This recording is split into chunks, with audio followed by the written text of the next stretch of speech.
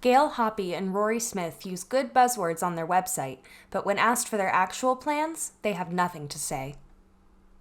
And I really need to research a little bit more and get more information before I can come down on either side of that decision. Listing the available options of what our choices are. That obviously, again, is a group decision. It's not a one-person decision. It's going to be going with the whole board and just hearing out each other, as Buffy said. I really need to look at that and get more information before I can definitely say, I want to go this way or I want to go that way. So, I'm in agreement with what Mr. Means just said. I could not agree more, Dan. That would be my answer 100%. Again, I agree with Dan. I would need to get in there and see line item by line item, and as a board discuss and make those decisions.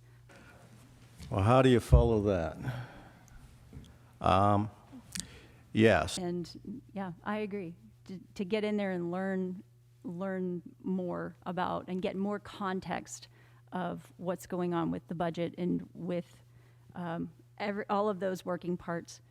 I need more information before I can land again. I'm not going to elaborate anymore on that. Bethel Park needs school board members who know what they're talking about and who will be ready on day one. That's why we encourage you to vote for Dan Grisbeck, Sharon Janisic, Buffy Feiss, and Sean Brown for school board director. Get more information at bpp4p.com. I think that we have a lot of difficulty in our current situation, keeping class sizes equitable throughout our buildings. I also think that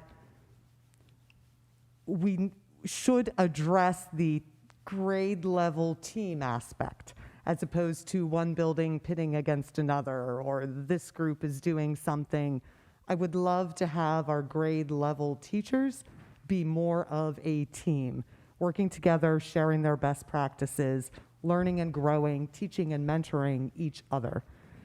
So my number one priority is to make sure that students have the mental health resources that they need. Over the past decade or so, especially with children, rates of depression, anxiety, and even suicide have been drastically increasing. Obviously, coming out of a pandemic, those issues are only going to be exacerbated. So we need to make sure that our children have all of their mental health needs met first and foremost.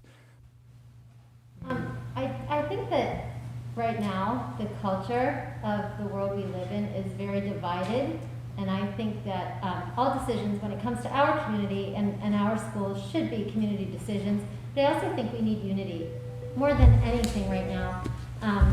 So I think that listening to other people is huge. We've gotten into a habit of ignoring people that don't have the same beliefs as us, and I wholeheartedly disagree with that. I think that in order to thrive as a community, we need collaboration, and we need to be kind to each other. So if I were elected, I would use surveys, I would use conversations, and definitely get input from everyone in the community. I am very comfortable with a lot of the initiatives and best practices. I sit on the Special Education Advisory Panel for Pennsylvania, so I'm in regular contact with the teams at PDE, at the Bureau of Special Ed, at Patton that do the trainings, and I attend a lot of those trainings. I was an operations manager at U.S. Steel before my current job as an engineer, and I can tell you that my operators, my electricians, and my maintenance workers that worked under me all made more than I did as an operations manager. These are fantastic careers, and I think what we really need to do from a school level, we already have that partnership with Steel Center. I think what we really need is to destigmatize these trade positions, because these are incredibly intelligent people. They're difficult jobs, they're well-paying jobs, they have great benefits, and most of the people I know that went into trades are doing better financially and in terms of having, excess free time, just all these opportunities than a lot of the people I know that went to college. So I think ending the stigma around trade school and things like that would be the best thing to do.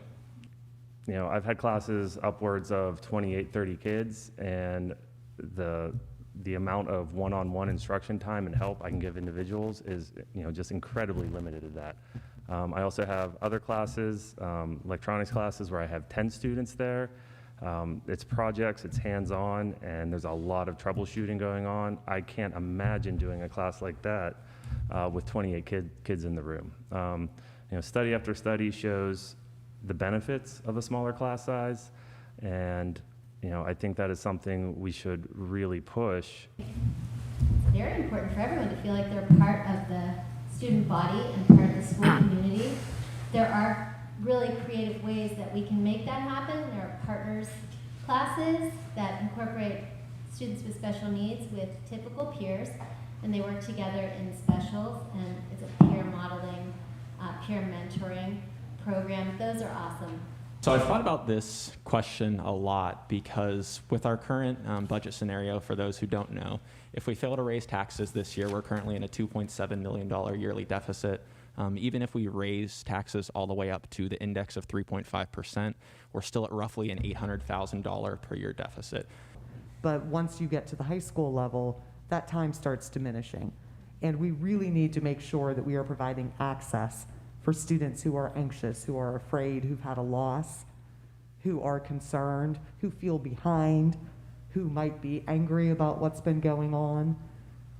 No child learns if they aren't in a place of wellness, safety, and acceptance.